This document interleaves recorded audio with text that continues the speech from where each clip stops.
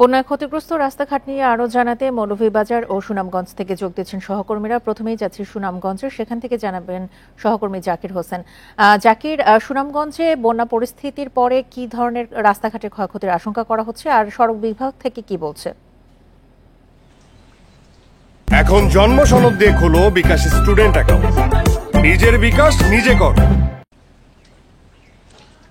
দেখুন, সুনামগঞ্জে বন্যার পানি যদিও কমেছে এবং উন্নতি হয়েছে, তারপরেও আমরা দেখেছি কিছু কিছু সড়কে এখনও কিন্তু পানি রয়েছে। অর্থাৎ গ্রামীণ যে সড়কগুলো রয়েছে, তাহিরপুর এবং বিশ্বম্বরপুর, দুয়ারাবাজার, এইসব এলাকার গ্রামীণ সড়ক এখনও পানি রয়েছে। তারপরেও জেলা সড়ক বিভাগ এবং স্থানীয় সরকার প্রকৌশল অধিদপ্তর তাদের যে ক্ষয়ক্ষতি সেটা কিন্তু নিরূপণ করেছে। তো সড়ক বিভাগ এবং স্থানীয় এলজিইডির এখন পর্যন্ত মোট 615 কিলোমিটার সড়কের ক্ষয়ক্ষতি হয়েছে বলে আমাদেরকে জানিয়েছেন। এর মধ্যে 600 কিলোমিটার হচ্ছে এলজিইডির নিয়ন্ত্রণাধীন সড়ক এবং 100 কিলোমিটার হচ্ছে সড়ক ও জনপথ বিভাগ। আর সড়ক ছাড়াও বিশেষ করে গুরুত্বপূর্ণ যে বিষয়টা সেটা হচ্ছে প্রায় 50টিরও অধিক হচ্ছে ব্রিজ এবং কালভার্ট বিধ্বস্ত হয়েছে। এছাড়াও সুনামগঞ্জ জেলা সদর থেকে শিল্পনগরী ছাতক উপজেলার সাথে এটা হচ্ছে গুরুত্বপূর্ণ একটি সড়ক। এই সড়কটি এই মুহূর্তে কিন্তু বিচ্ছিন্ন রয়েছে। এই সড়কের একটি সেতু একেবারেই ধসে যাওয়া এই সড়কটি বিচ্ছিন্ন রয়েছে। সরাসরি সড়ক যোগাযোগ এই মুহূর্তে বলা যায় বিচ্ছিন্ন। এইটা বিকল্প সড়ক দিয়ে এখন চলাচল করছে। আর আমরা কথা বলেছিলাম এলজিইডির নির্বাহী প্রকৌশলী মোহাম্মদ আনোয়ার হোসেনের সাথে। তিনি আমাদেরকে জানিয়েছেন যে আগামী 3 থেকে 4 মাসের মধ্যে দরপত্র আহ্বান করে কাজ শুরু হবে। তবে একটা বিষয় আপনাকে বলে রাখি, 2022 সালে যে সুনামগঞ্জে প্রলয়ঙ্কারী যে বন্যা হয়েছিল, সেই বন্যায় সুনামগঞ্জের প্রায় 2500 কিলোমিটার সড়কের ক্ষয়ক্ষতি হয়েছিল। সেই সড়কই এখন পর্যন্ত অনেক জায়গায় আমরা দেখেছি সংস্কার করা হয়নি এবং এখন আবার নতুন করে যে বন্যায় যে ক্ষয়ক্ষতি হয়েছে সেটা কবে নাগাদ সংস্কার হবে, এটা আসলে সুনামগঞ্জবাসীর মধ্যে একটা ক্ষোভ তৈরি হয়েছে। আমি এই বিষয়টাও কথা বলেছিলাম এলজিইডির নির্বাহী প্রকৌশলী আনোয়ার হোসেনের সাথে। তিনি আমাকে জানিয়েছেন 2022 সাল নামক একটি প্রকল্প আছে, সেই প্রকল্পের আওতাধীনেই বর্তমান যে ক্ষয়ক্ষতি হয়েছে সেই কাজ করা হবে বলে আমাদেরকে জানিয়েছেন। তো আরেকটা বিষয় হচ্ছে সড়ক ও জনপথ বিভাগের সড়কগুলো হচ্ছে আমাদের জন্য, সুনামগঞ্জের জন্য সবচেয়ে গুরুত্বপূর্ণ, যেহেতু সড়ক ও জনপথের সড়কগুলা দিয়ে অর্থাৎ আঞ্চলিক সড়ক বলা হয়, এক উপজেলা থেকে জেলা সদরে পর্যন্ত আসতে যে বড় বড় বাস আসা হয়, এই সড়কগুলা সংস্কার যত দ্রুত করা যায় সুনামগঞ্জবাসীর একটি দাবি।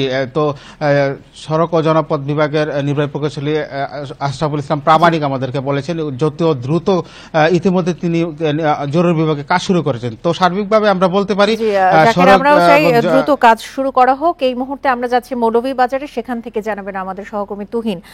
তুহিন, মৌলভীবাজারে কি সব সড়ক থেকে বন্যার পানি নেমেছে কিনা, আর এই যে ক্ষতিগ্রস্ত রাস্তাঘাট, এখানে কি পরিমাণে ক্ষয়ক্ষতির আশঙ্কা করা হচ্ছে, আর এলজিডি বা সড়ক বিভাগ থেকে বা কি জানানো হয়েছে এই বিষয়ে? দেখুন, আসলে মৌলভীবাজারে আপনি জানেন যে 6টি উপজেলাতে কিন্তু এই বন্যার দেখা দিয়েছিল এবং এই মুহূর্তে আসলে মৌলভীবাজারের 3টি উপজেলাতে বন্যার অবস্থা কিছুটা উন্নতি হয়েছে, যেটি হচ্ছে আপনার মৌলভীবাজার সদর এবং রাজনগর, এই 2টি উপজেলা, কমলগঞ্জ, এই 3টি উপজেলা থেকে বন্যার পানি নেমে গেছে। কিন্তু অপরদিকে হচ্ছে হাকালুকি হাওর পাড়ের যে এলাকাগুলি, কুলাউড়া, জুড়ি এবং বড়লেখা, এই 3টি উপজেলাতে বন্যা পরিস্থিতি কিছুটা উন্নতি হয়েছে। এখনো কিন্তু কুলাউড়া পৌরসভাতে কিন্তু পানি রয়েছে এবং পৌরসভার যে রাস্তাঘাট সেগুলো কিন্তু ডুবে আছে। তো আসলে এই যে রাস্তাঘাটের ক্ষয়ক্ষতির যে ব্যাপারটি, সেটি নিয়ে আমি সড়ক বিভাগের সাথে এবং এলজিইডির সাথে যে নির্বাহী প্রকৌশলী রয়েছেন তাদের সাথে কথা বলেছিলাম। তারা যেটি বলছেন যে সড়ক বিভাগের যে বিভিন্ন যে তাদের সড়ক রয়েছে, সেই সড়কের আসলে বিভিন্ন স্থানে কিন্তু তাদের যে ক্ষয়ক্ষতি হয়েছে এবং সেই ক্ষয়ক্ষতির পরিমাণ তারা বলছেন যে 65 কোটি টাকার উপরে। অপরদিকে হচ্ছে যে এলজিইডির হিসেব বলছে, তারা বলছেন যে এখন পর্যন্ত তারা পুরো হিসেবটি তারা করতে পারেনি, যেহেতু এখন পর্যন্ত 3টি উপজেলার বন্যা পরিস্থিতি অর্থাৎ গ্রামীণ যেসব রাস্তাঘাট সেগুলো কিন্তু এখনো পানির নিচে ডুবে আছে। তবে তারা যে প্রাথমিক তাদের যে হিসেবটা হচ্ছে, সেই হিসেব হচ্ছে 190 কিলোমিটার সড়ক কিন্তু তাদের ক্ষতিগ্রস্ত হয়েছে তারা বলছেন, এবং সেই ক্ষতির পরিমাণ কিন্তু তারা বলছেন যে 145 কোটি টাকার মতো। তো আসলে এখন পর্যন্ত যেহেতু এই এলাকাগুলিতে বন্যার পানি এখনো আছে, তলিয়ে রাস্তাঘাট, যার ফলে রাস্তাগুলির ক্ষয়ক্ষতির পরিমাণটা আরো 1-2 দিন পরে বা বন্যা পরিস্থিতি একটু স্বাভাবিক হলেই কিন্তু জিডি তারা বলছেন যে তারা এই হিসেবটা তারা পুঙ্খানুপুঙ্খভাবে দিতে পারবেন। তো সব মিলিয়ে এখন মৌলভীবাজারে, কুলাউড়া, জুড়ি এবং বড়লেখা এই 3টি উপজেলার বন্যা পরিস্থিতি যেহেতু অপরিবর্তিত বলা যায়, কারণ এখানকার বাড়িঘর, রাস্তাঘাট কিন্তু এখনো পানির নিচে আছে। তো জি এই ছিল তুহিন, আসলে আমরাও চাই দ্রুত এই সংস্কার কাজ শুরু হোক। বন্যায় ক্ষতিগ্রস্ত রাস্তাঘাটের নাজেহাল অবস্থা নিয়ে সবশেষ তথ্য জানাচ্ছিলেন আমাদের সহকর্মীরা।